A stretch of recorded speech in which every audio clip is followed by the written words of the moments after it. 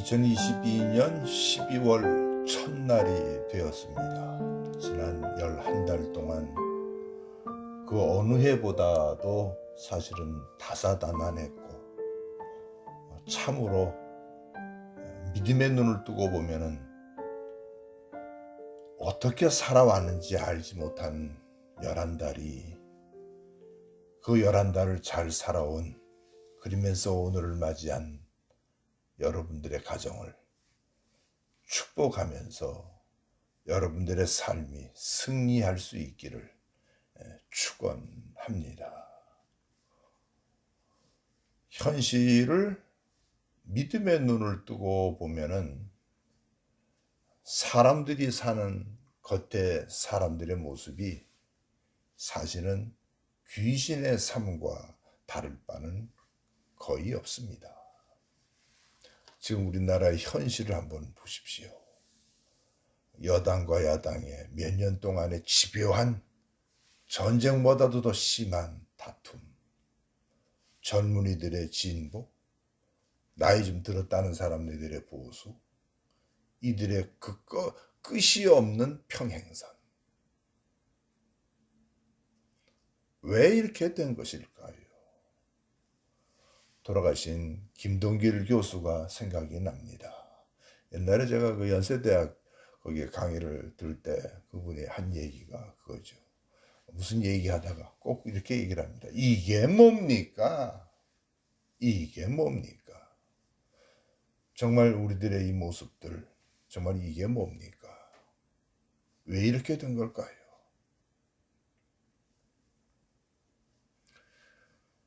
오늘 말씀의 제목을 주님이 오신다라고 하는 말씀이 됩니다.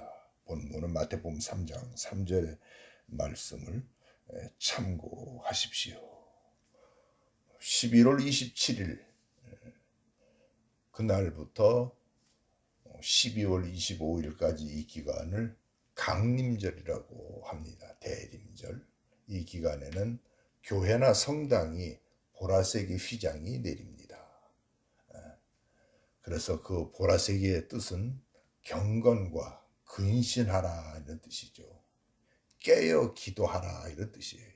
심지어 천주교회 같은 경우에는 그 기간, 요 기간에는 결혼식도 금하고 있습니다. 그보다도 더한 사순절 기간에도 시집장가 다 갔는데 지금 이 세상이 참 신앙인의 모습보다는 종교인들의 모습이 얼마나 많은지 몰라요. 우리나라가 사실 얼마나 종교인들이 많습니까? 거의 80% 정도가 종교인인데 지금 우리나라의 모습들 보세요. 부정과 부패. 그리고 어느 검은 곳에서는 음란과 도적. 그리고 온갖. 우리나라가 세상에서 제일 노름도 잘한답니다. 노름도 제일 잘한대요. 심지어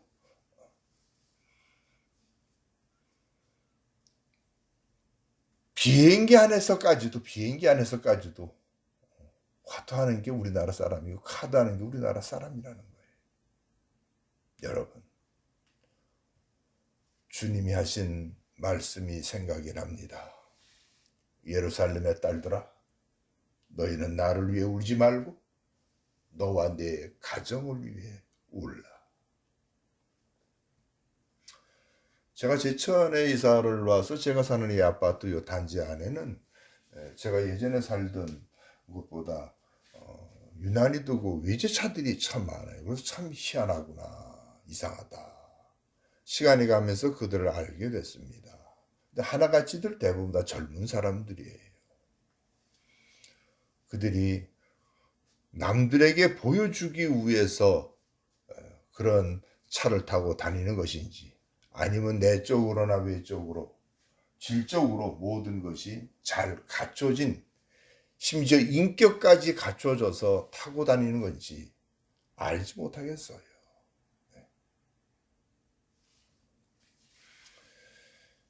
청계사라고 하는 사람이 쓴 글을 잠깐 읽어드리고 설교 말씀을 전하려고 합니다.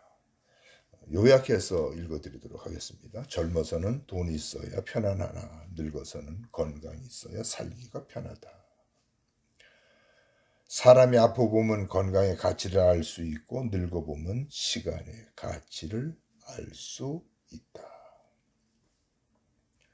못 배우고 못난 자식은 효도하는 이들이 많지만 많이 배운 잘난 자식들은 불효하는 자가 많은 세상이다.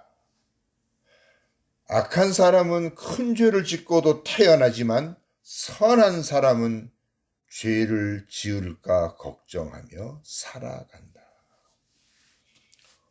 사랑하는 우리 내 주변의 여러분들은 어떤 지식을 가지고 살아가는 사람들입니까? 아니면 하늘에서부터 오는 지혜를 가지고 살아가는 사람들입니까?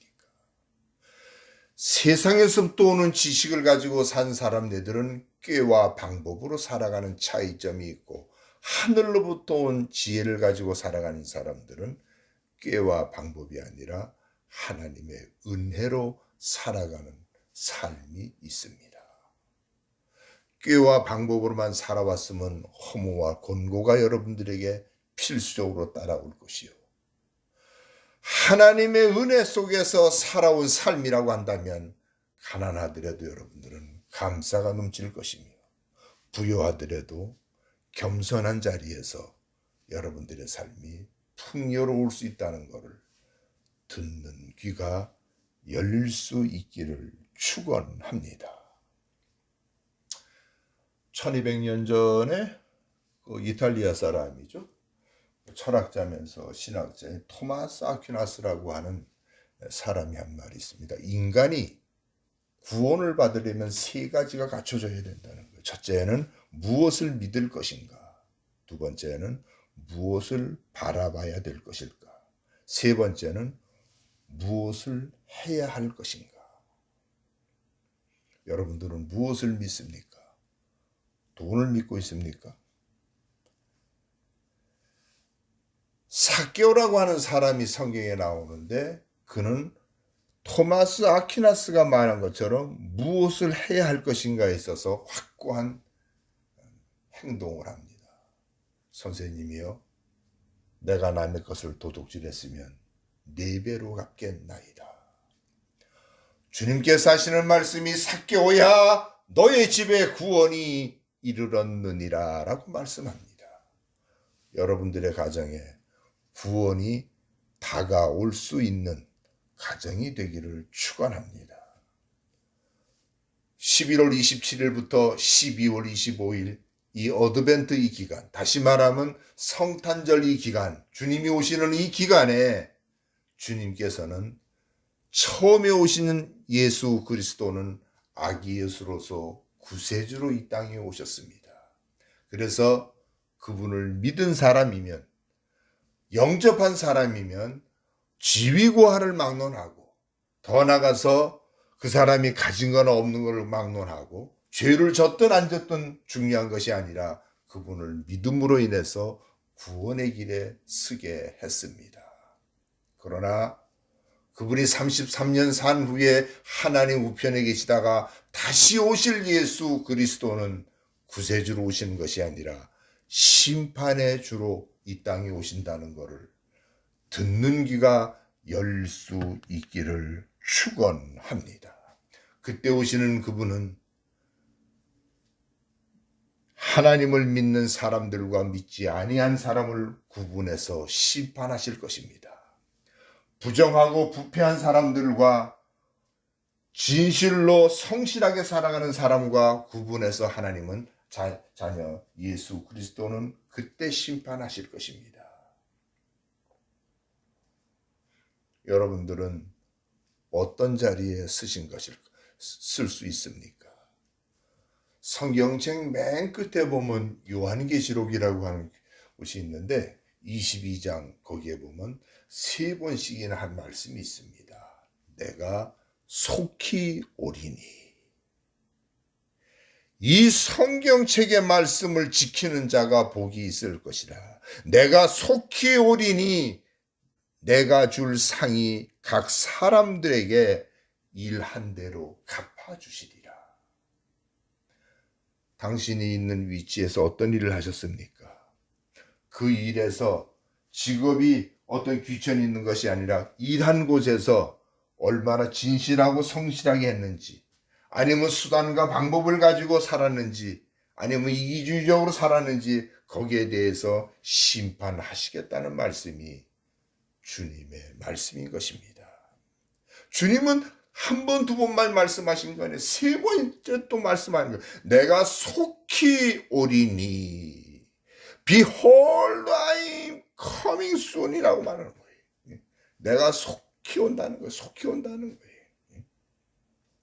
저는 여기서 조금 더 한 걸음 더 나가서 말씀하고 싶습니다. 반드시 주님은 오십니다. 반드시 오신다는 거예요.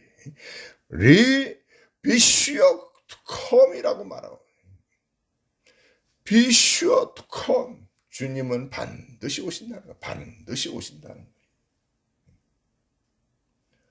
주님은 이 땅에 사시면서 이렇게 말씀하셨습니다.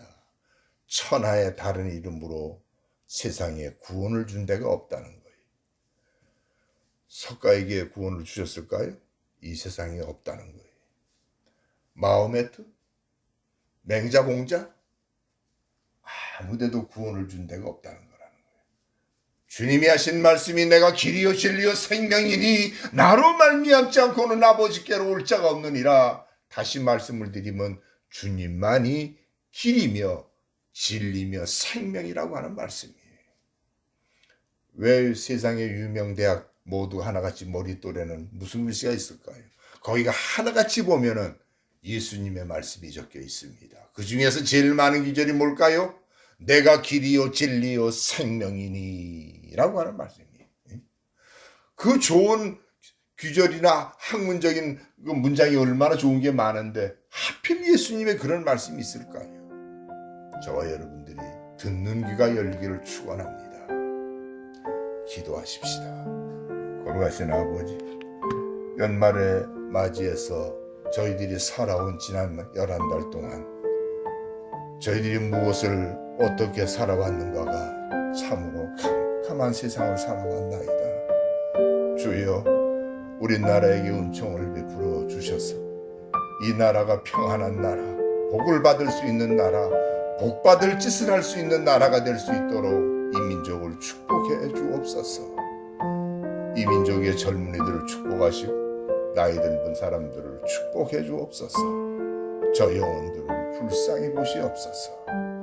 예수 그리스도의 이름으로 기도드리옵나이다. 아멘.